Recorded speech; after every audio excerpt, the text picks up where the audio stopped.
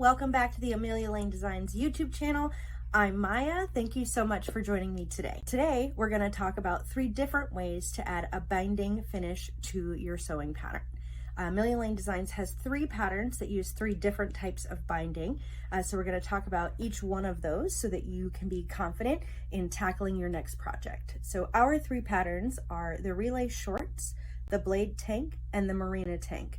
And they all have 3 different types. So there's traditional binding, there's fold over binding, and then what I like to call banding, which is a little bit funky, but it gives a nice sturdy finish. So we're going to talk about all 3 of those. If you haven't already, don't forget to subscribe and hit that like button. All of our fabrics can be found on AmeliaLaneDesigns.com, and I hope that you will join us in our Facebook group as well. Let's get started.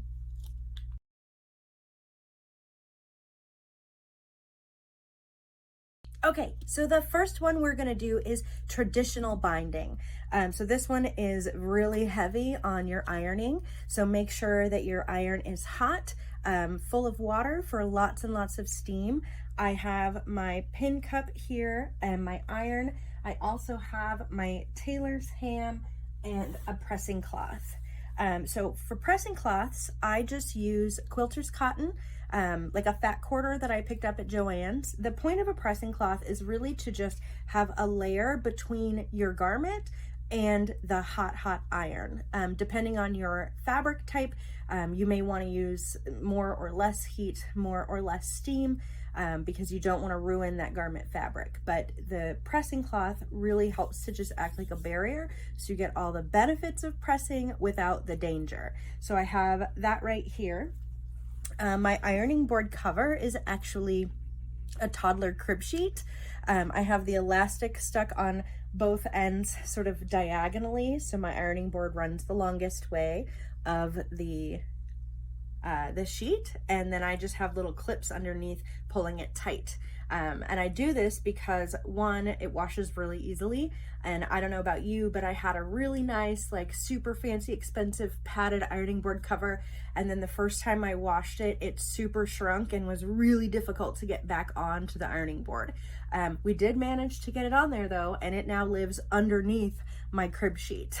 So that's sort of my cheater way of having a really easily washed and replaced crib sheet to cover the ironing board. It lint rolls really nice, and it takes the heat from the iron without scorching or anything like that. It dries really quickly. I bought them in a couple 2-packs on Amazon. As you can see, it completely matches my sewing space. It's like the exact same color as my curtains, so that was a win for me as well. So that's just a little bit about my setup. I have a Rowenta iron, which is, it's fine. It's expensive, but it's fine. I think I'm on my 3rd or 4th one because they do break. In the Rowenta's defense, I use my iron for sewing a lot, not just like ironing pants. I don't ever iron anything once I'm done sewing it. But that's what it is. So, I said, make sure you've got water. Okay, good. I've got water, so I am good to go. Let me see if I can change this angle just a bit so that I don't lose you when I scooch over some. All right, so for now, I have a piece of DBP. This is something we had in the shop, but we don't anymore. My piece for this example is 4 inches by 6 inches.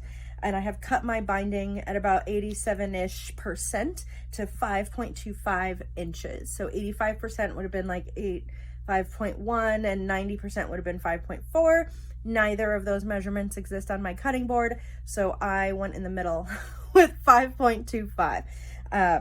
But for now, we are gonna set aside our what's considered the main piece and just worry about the binding. So on DBP, it's a little bit tricky to see which is the right and wrong side, but there is a difference. So you can sort of tell from the directions of the fibers. So I'm gonna put my binding piece right side down, and then I'm going to fold it in half top to bottom. So I have both right sides facing. The wrong side sandwiched in the middle, the right side facing me and the ironing board. I'm just gonna lay my pressing cloth right on top of it. And then I'm going to hit it with some steam. Can y'all see that steam? It's very steamy. So what we're doing is making a very crisp crease right down the middle of the binding piece. So here's another trick. If you've ever straightened or curled your hair with a curling iron before, you may know this one already. But the best thing to do, both in ironing fabric and straightening your hair or curling it with a curling iron, is do not touch it while it's hot. So we're just gonna let this sit here for a second while it cools off, because that is going to make that crease we just made that much sturdier and that much less likely to just fall right out as we manipulate it further. So don't touch it, don't move it around. If you were making a pattern, this would be a really great time to just set this one aside, pull out your second binding piece, right? If you're doing like tank binding, or like if there's an open back binding, you might have more than one piece. So you just want to, you know, give it a second, wait till it's cool. Sometimes I will shift it over to a cooler spot on my ironing board just to make sure that it's got the opportunity to cool off. So that's all we're doing. We're just gonna wait. It's almost there, I can tell. All right, so that is nice and cool. So now we're gonna open it up so that the wrong side is up, right side back down to the ironing board. And you can see this really beautiful crease that we just created with our last one. Now we're going to fold the top in and the bottom up, or the bottom up and the top in, depending on your angle here. So you can sort of just give this a nice finger press to stay put. The other thing that you can do, if you're using like a really long piece, or it's not quite as easily malleable fabric, sometimes you fold stuff over and it flops right back. Like if you're working with a chiffon or rayon spandex or something, it might not sit so nicely here. But you can take a glass-headed pin. These are the pins that I use. They're little glass pins. I think they're super fine or ultra fine or something, and then just put them in sideways-ish, like at a diagonal angle, just a few. And I specify a glass head pin on purpose, because if you try this with plastic pins, they will melt, and that will be a big mess. So I've just sort of got them sticking up like it's a, I don't know, frog dissection in biology class. Put my pressing cloth right back down over it, and then because these pins are glass, you can steam right over them, no problem. I don't know if you could see, but you can see the indentation in my press cloth of where all the pin heads are. So that's nice and hot. So now I'm just gonna slide my pins out and let them cool off. So you can see where they were. That's how much pressure and steam I was able to put on, even though it was pinned, which is really handy. All right, now we're gonna let that cool. Did anybody else dissect frogs in biology class? I think we did like owl pellets when I was younger, and then frogs and worms and fetal pigs. And I can't tell you the last time I thought about that, let alone because of something I was doing for sewing. Who knew? Who knew that those biology skills would come in handy? All right, I'm gonna just shift this over again to a less warm section of my ironing board and let it cool down. But you can see our center line is still there, and then we've got these nice creases at the top and the bottom. The next thing we're gonna do, I'm gonna give it just another second. This is an important rule. It feels silly to stand here and like wave at your fabric, but it will be much better if you don't touch it while it's hot. Like let it cool down before you move to the next spot. And again, if you were doing arm binding, you could just be repeating the same process with the second one. And then by the time that one was done, your first one would be nice and cool. All right, so this is ready to go. So we're just gonna do the same thing now and fold it in the middle. So we've got all the folded edges showing. Same thing, you can sort of just squish it down there with your fingers. If it'll stay, it'll stay. Mine's kind of lifting, so I'm gonna put a couple more pins in just because I don't want it to shift. I only wanna do this one time. So we'll just do 1, 2, and then maybe one more. Again, glass head pins only.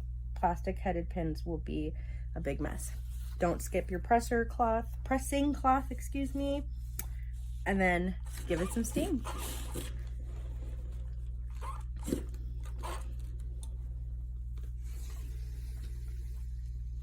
All right, I'm gonna slide my pins out and let it cool. While that cools, I'm going to move it to a cooler spot on my ironing board. And then I'm gonna take my main fabric. Got some fuzzies on there I don't need. So I'm just gonna mark the center of the top with a pin, just like that. And then I'm gonna set it over here. And then once this, nope, that is not cool. I'm gonna flip it over. Wait for that to cool off. And I mean it, if you straighten or curl your hair and you've got your ringlets, don't touch them. It's the same thing with curly hair though, like naturally curly, you don't touch it when it's wet. Let it dry before you start messing with it, because otherwise you get frizz and it disrupts your color pattern and all sorts of stuff. You came here for sewing. Who knew you'd learn so much about hair today? All right, this is nice and cool. So we're just gonna unfold all of these lovely creases that we've made. But since we let them cool, you can clearly see all 4 lines.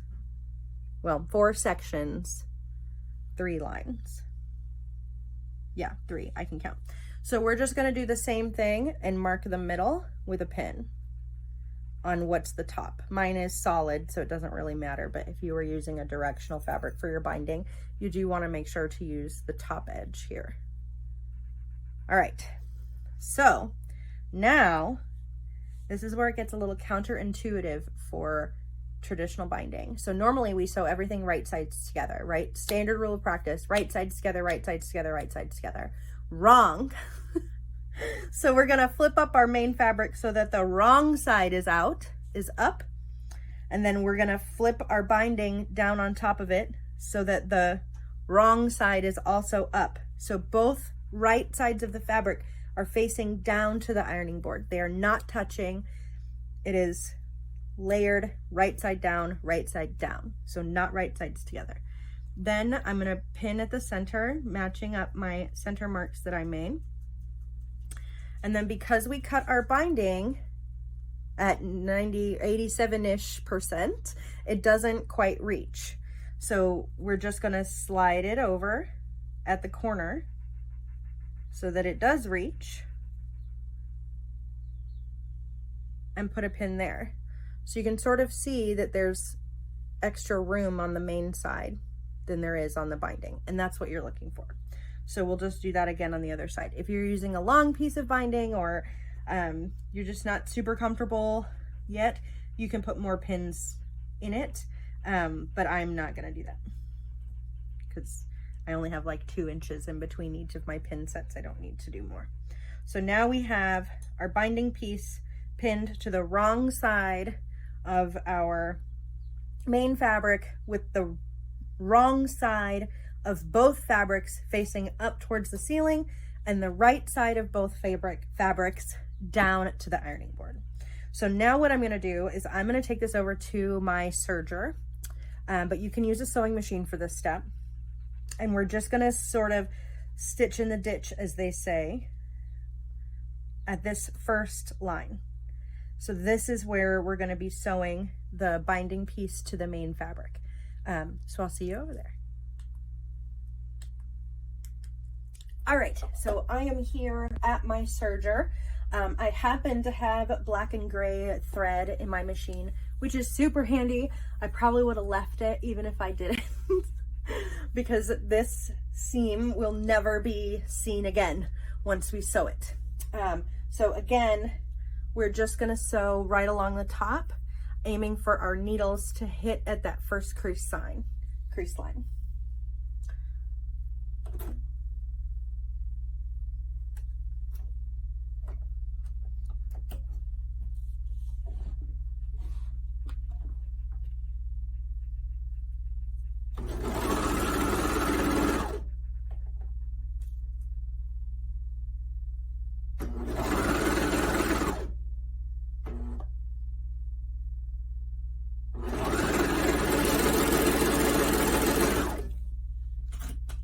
Now, when you're doing this, remember that our binding did not quite meet corner to corner for our main fabric. So make sure that when you're stretching it to go through, you're stretching only the binding, not the main, okay? That's very key.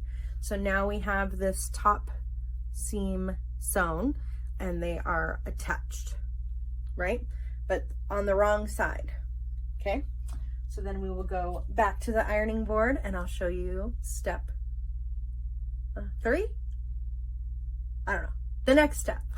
I'll see you there. All right, so we have the binding attached to the main on the wrong side, which looks like this. So with the right side up on the fabric now, we're just going to, it's trying to already, but we want to let it hit that crease that we pressed in earlier. So just sort of tuck it up. Again, you can use glass-headed pins here if you want to. I'm going to use my presser cloth, but I'm going to be very aware just to put it right at the edge because I do not want to accidentally iron out our creases because that would be bad news. But I'm just going to press it up just a bit so that it lays nice and flat right there. See?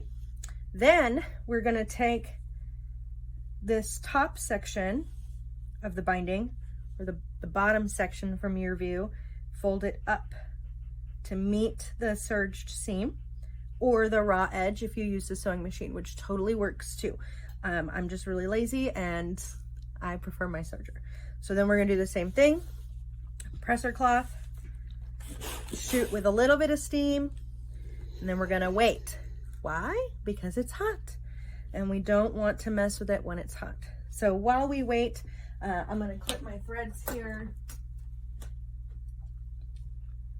just so that I don't have quite such an unruly tail going on. And we're just gonna wait for it to cool off.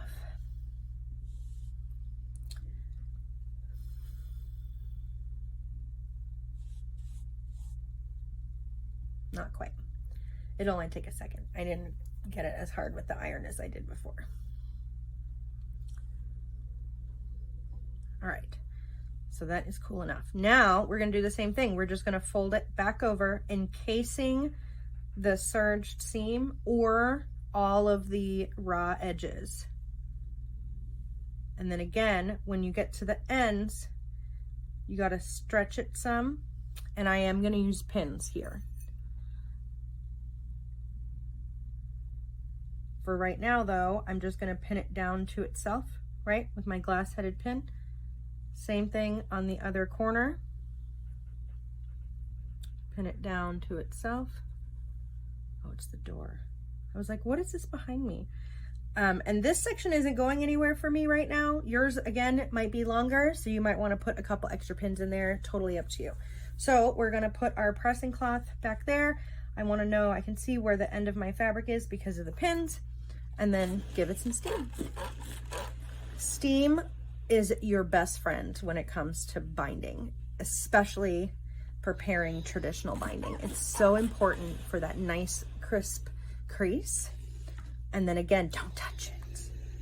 It's gonna be my slogan for this video. Don't touch it. Don't touch it. All right, I'm gonna take my pins out for now and then let it cool for a second. Just a second though. So the next thing that we're gonna do is we are gonna secure this and top stitch it. So you can use a long straight stitch on your sewing machine. You can use a zigzag stitch on your sewing machine. You can use a chain stitch on your cover stitch, or you can just do a standard 2 needle. Mine is set up for, on my cover stitch, it's set up for a standard 2 needle hem. So that's what I'm gonna do today because I'm not changing that. All right. Now that it's cooling off, we're gonna pin it like we're actually gonna pin it because we're moving to the other machine and we don't want that crease to come unflopped and then lose our pristine crease as we go. So it just takes a few. I probably didn't need 4, but I put that middle one in a weird spot. So now my balance needs to have an even side. So I'm gonna take this over to the cover stitch and I will meet you there. All right, so we're here at my cover stitch, which you can't really see, but it's okay. I've got my piece ready to go. I have scissors for snipping threads when I'm done. I have my tweezers for locking my stitches, and then I have my pin cup to catch my pins because I don't want to sew over them. If you missed it in the last video, I think I got these at the dollar store. I don't know. They're like condiment dishes, but I super glued magnets to the bottom. So now they hold my pins pretty nicely. I mean, I can't turn it upside down. It's not NASA, but it works really well for it. And then I just move it all around my sewing room as I'm pinning and unpinning things. All right, so I'm just gonna sew right along the edge on the binding though, not on the main, but right at the edge of where the binding ends. Don't sew over your pins. It's bad news.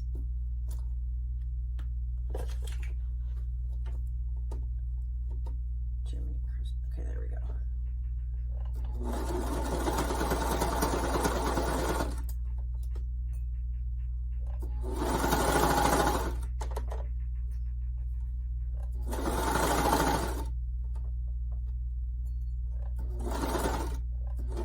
All right, and now that we've gotten to the end, I'm going to bring you a little closer so you can see theoretically. There we go. That'll work. Okay, so my needles are just about to come off the fabric.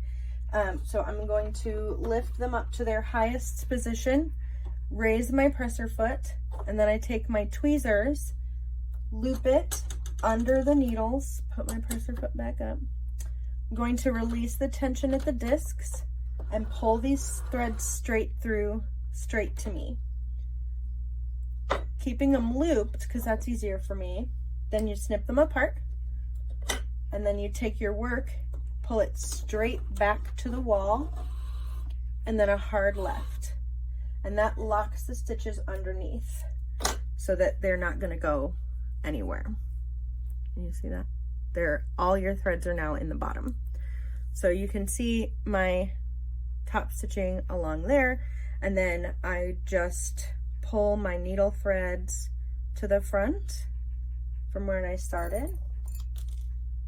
And I usually take a pin or tweezers or something, depending on what I'm using, to isolate that needle thread so that I can just pull it straight to the front. I don't know how else you would do this. How do you do this if you don't use a pin? Now that they're all toward the back, then I'm just going to tie it in a knot.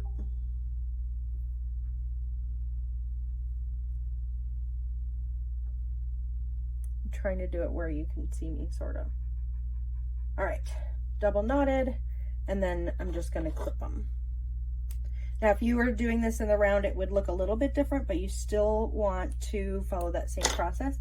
But I usually pull, when I'm sewing in the round or hemming in the round, I pull my beginning stitches to the back before I stitch over them, right? So if you're sewing in the round and you started over here and you're sew, oh, there it is. I pull them out and then sew over it. If that makes any sense at all, I don't know. But that is our finished binding. So this is done. That's all you needed.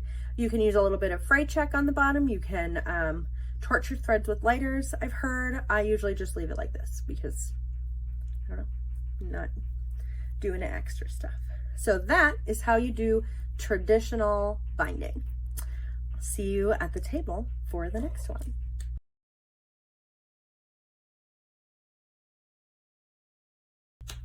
Okay, so now I'm ready to start our section on fold over binding. So fold over binding, I sometimes just call cheater binding, and you'll see why.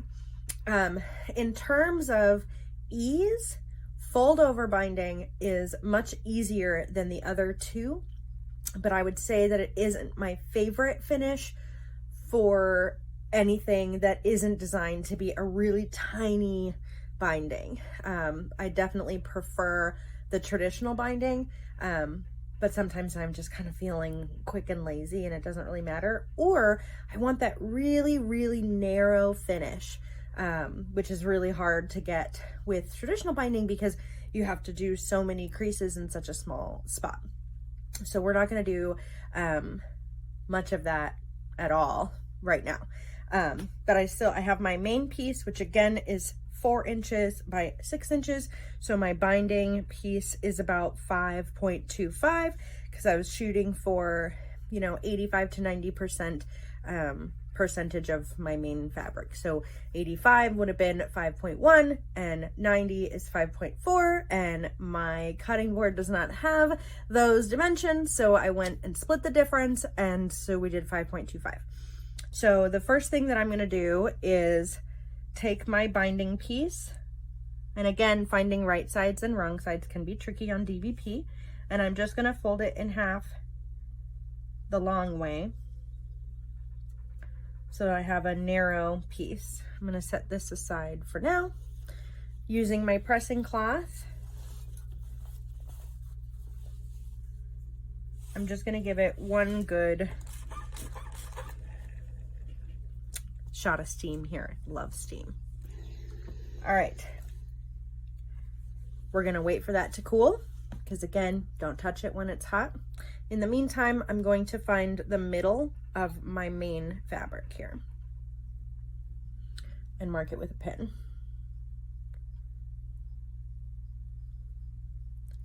Anybody else now feel like saying patty cake? No? All right. Nope, that's not cool. So I'm going to move it to a cooler spot on my workspace to let it cool off.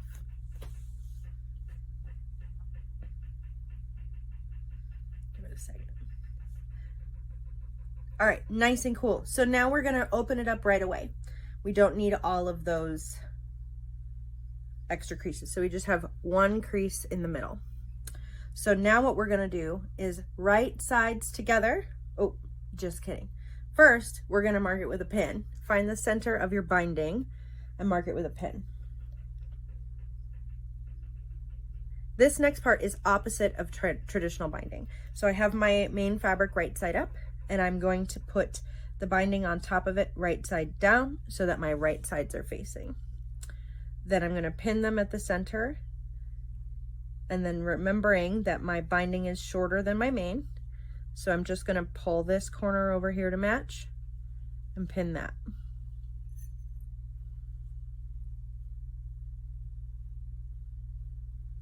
Pull this corner over here to match and pin that.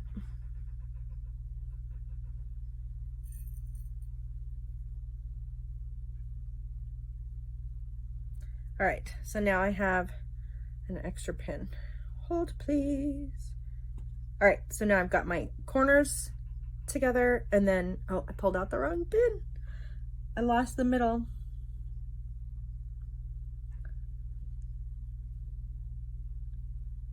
We're gonna pretend that that's precisely in the middle. Ta-da!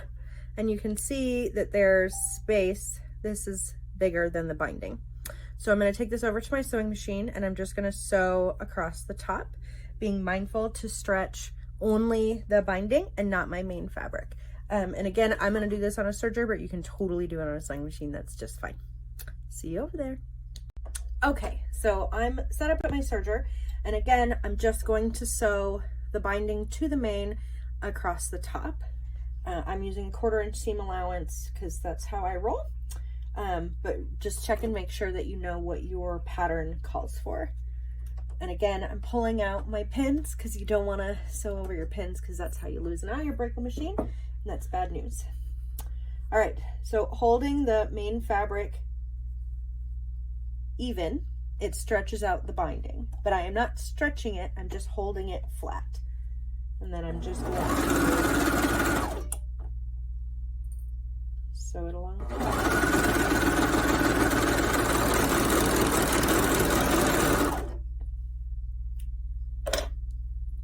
So now my binding is attached to the main. And for the next step, we're going to go back to the ironing table. So I'll see you over there. Okay, so I have my binding attached to my main. And I'm going to do the same thing. I'm just going to give it a little press up on the wrong side to press the seam allowance towards the binding, right? Using my pressing cloth, but again, right at the edge so that I can see where my crease is.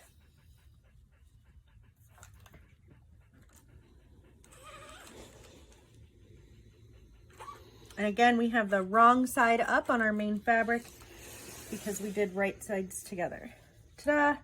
Now we're just going to fold that over, and our main crease should line up with the edge of our seam here. Then I'm going to put my presser cloth down again and give it some seam.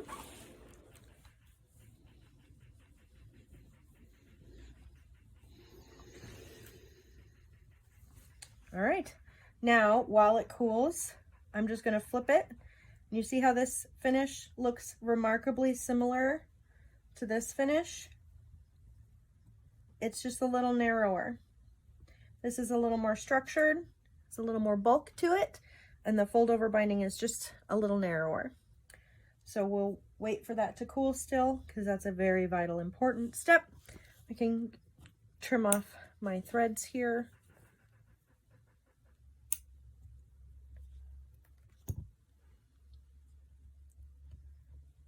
All right, so this is cooled, and from the back side, I'm just gonna pull the edge of my binding to match the edge of my fabric, because again, it's a little bit short, right? On purpose, that's how binding works. And then I'm gonna pin it like I'm pinning a hem. But I just wanna make sure that the binding on the back reaches all the way to the edge of the fabric, because right now, look, it doesn't. It's trying to pull back in.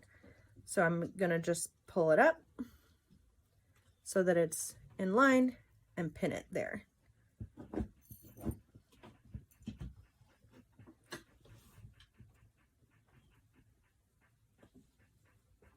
All right, and then I'll put a couple pins in here just for good measure.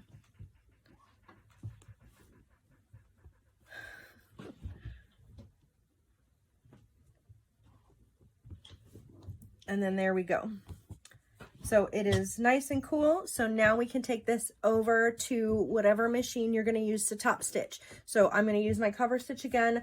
Again, same thing, long straight stitch, zigzag, your favorite stretch stitch on your sewing machine, whatever works for you.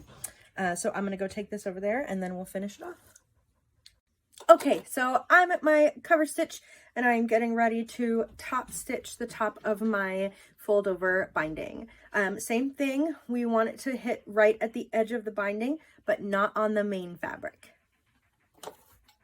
So I'm just gonna line that up and then make sure that I am pulling my pins, because you do not want to sew over pins.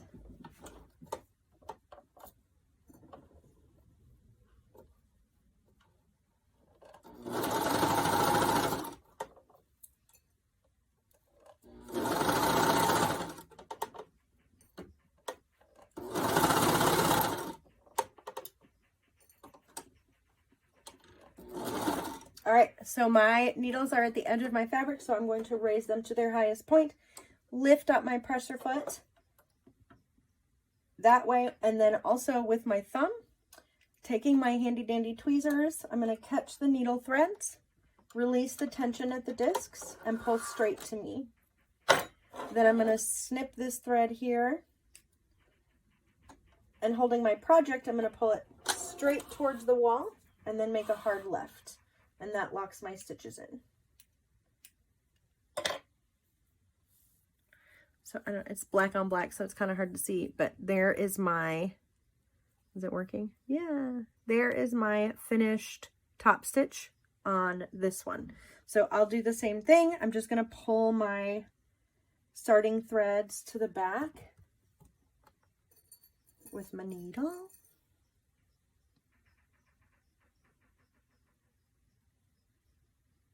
And I mean it. If you do this not with a needle, I want to know how. Oh, they're already back there. I wonder how. Oh, that was the end. I need the beginning. Oh man. I think I need more coffee.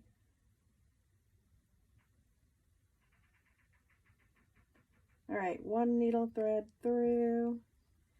This is really challenging with all black everything on black fabric. It's an exercise in youthful eyes, that's for sure. When do you stop saying that? Like, when do you stop saying, or when are you allowed to say that you have old eyes? Is that like a bifocal situation? Because I'm sure that there's people who've had bifocals their whole life. Is it when you notice that, like, your eyes are personally different than they used to be? Because, y'all, I think I'm going to need bifocals. My husband held something up in front of my face to read it the other day, and legit, I went like this to, like, read it better. He was like, did you just lean back to read that? And I said, yeah, leave me alone. I couldn't see it. It was too close. I'm nearsighted. I don't know. It was really bad. But I think I'm going to need bifocals. How does that work with contacts? Like, would I just have reading glasses to wear with my contacts? Or do they do, like, bifocal contacts lenses? I don't know. It doesn't really matter. We'll see. But anyway, that is that step finished. And then this is what the back looks like.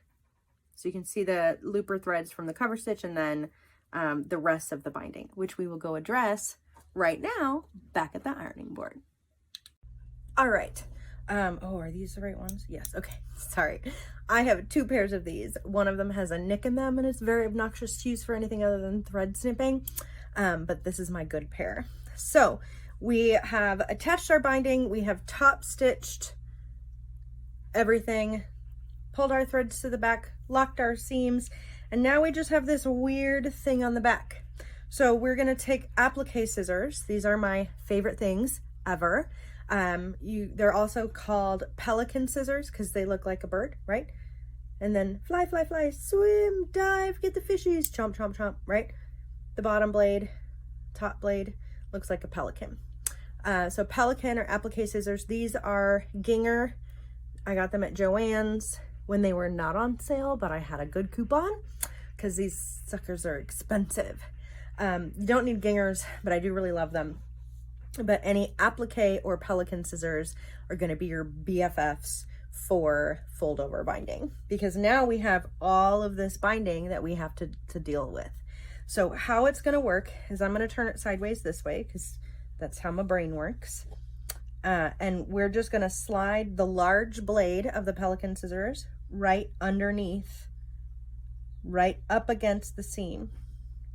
And then you just slowly snip and slide, snip and slide.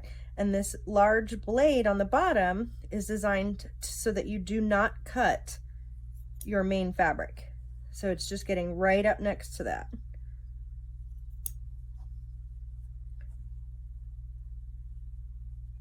Right up next to your seam without snipping into your main or your threads. So applique scissors are amazing for things like this. So that's the finished back and the finished front. Now, this method is like of the 3 methods from cleanest looking to least cleanest looking, this one is the least cleanest. Because no matter how good you snip with those pelican scissors, it's still going to look like this at the end. But it's on the inside of the garment, and you may not care, because I know I sure don't care. And again, the outside looks just like a very narrow traditional binding. So if we compare these 2 together, you can see how much more narrow it is.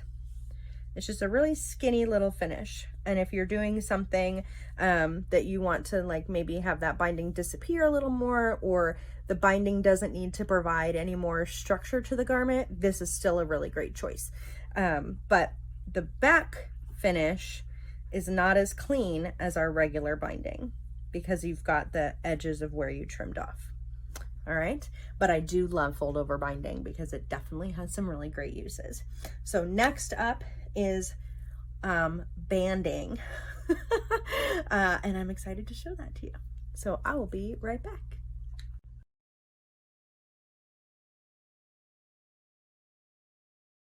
Okay, so we have the same materials. We have our 4" by 6" main piece of fabric, and then our binding piece that is 1.5 inches by about 87%. So this is 5.25 inches, 85% would have been 5.1, and 90% would have been 5.4, but my cutting board doesn't have those measurements, so I split the difference and we're going with about 87% difference. So to get started, the first thing we're gonna do is set aside our main fabric. And then we're going to take our binding piece, make sure we have the right side down, fold it up in the middle again. Are you sensing a trend? This is how we always start. No matter what you do with binding, you got to mark that center crease. Then I'm going to take my pressing cloth and just lay it right over there to protect it. Again, I use a fat quarter from Joann's. I think they make them, but this has worked really well for me and they're cheap. I have a ton of them on hand from when I first started sewing and I was using Quilter's cotton for everything. But you can pick them up for like $1. All right, now we're gonna let this cool. We're not unfolding it though, so I'm less concerned about making sure that it's all the way cool as I was the traditional binding. So I am gonna just shift it over to a cool spot on my ironing board to let it cool. While that cools, we are gonna mark center on our main fabric.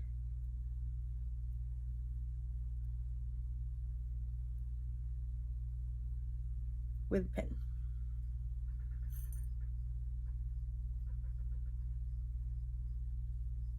So now we have our center marked. And then we're gonna do the same thing with our binding piece.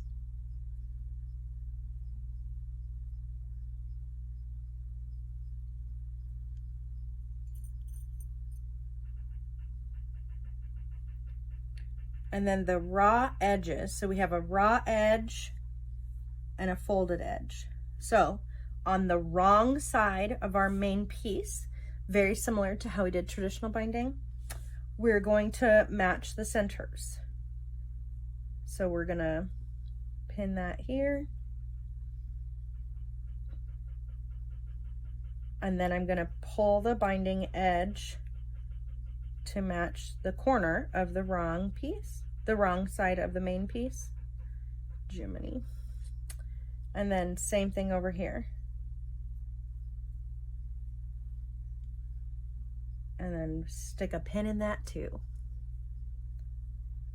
Now we have the space, right? Because the main is bigger than the binding. But if you pull the binding pull the main fabric flat, the binding stretches to match. So I'm gonna take this to my sewing machine or my serger in this instance, and I'm just gonna serge right here, just like we did in traditional binding. See you there. Okay, so we have the same materials. We have our 4" by 6" main piece of fabric, and then our binding piece that is 1.5 inches by about 87%. So this is 5.25 inches, 85% would have been 5.1, and 90% would have been 5.4, but my cutting board doesn't have those measurements, so I split the difference and we're going with about 87% difference. So to get started, the first thing we're gonna do is set aside our main fabric, and then we're gonna take our, okay, I call this banding because we basically just made a little band, right? We just didn't sew it together like an armband or a neckband. It's the same process up to this point as a band, except for you don't make it a circle. So again, I'm just gonna sew this at a 1/4 inch seam allowance all the way across, making sure that my corners match and that I am not stretching the main fabric, only the binding.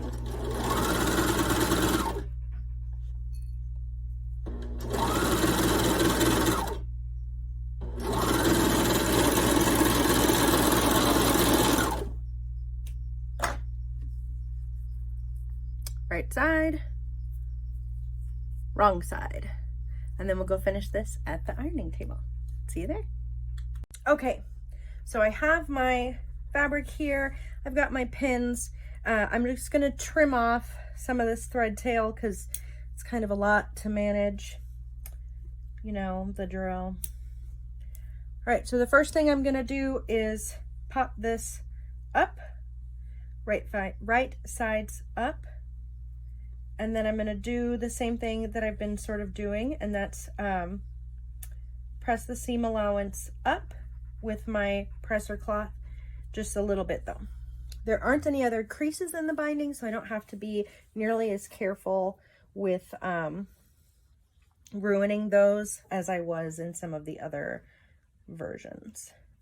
But I do want it to sit as low as possible, and I want it to press up. So I'm gonna give it some steam. Steam is your friend.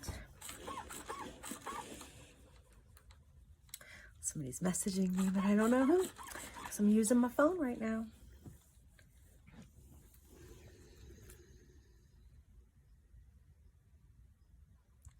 All right, so now that we have the seam allowance pressed up, we're gonna fold it all down. Does that make sense?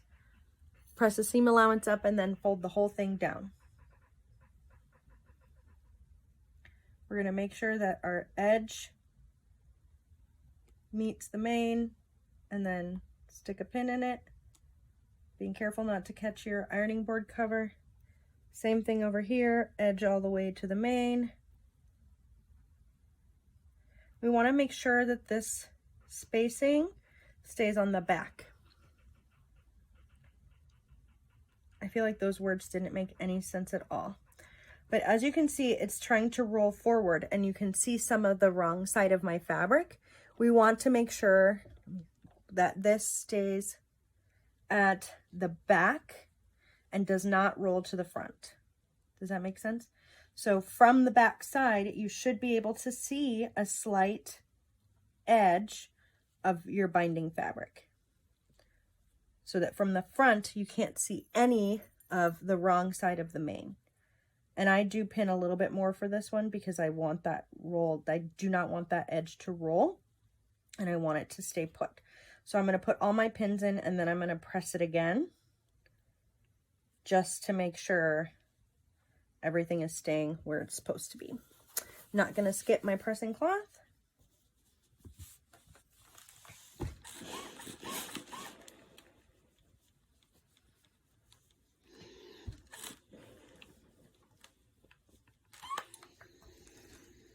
And I'm actually going to do the same thing on the wrong side as well, because again, I love this little border of the binding, and I don't want that to get messed up.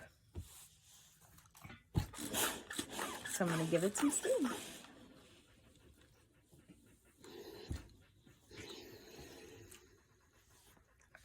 All right, so that is what our piece looks like now.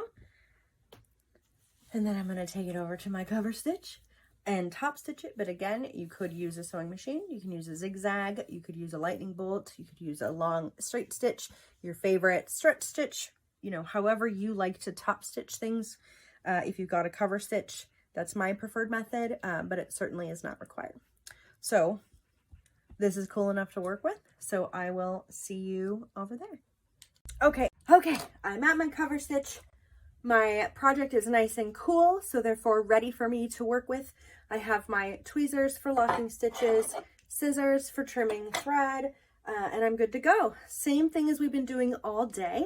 I'm going to top stitch right at the folded edge of the binding, and not on the main fabric.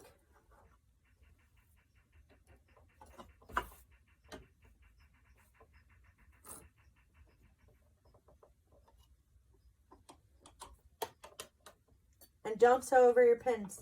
I feel like I say that a lot because I mean it. Don't do it.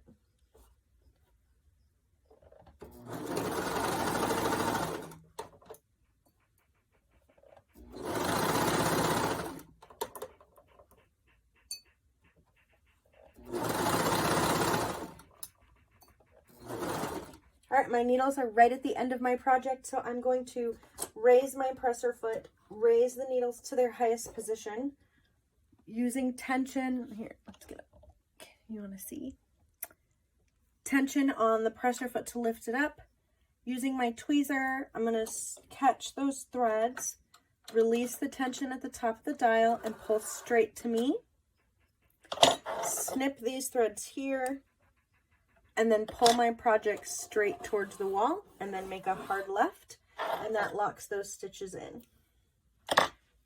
Then I'm just going to find my beginning stitches.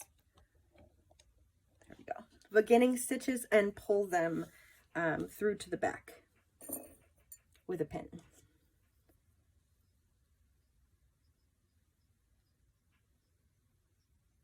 In theory. Sometimes this is harder to do than other times. I don't quite know why, but it is. Everything gets tangled and it's a mess.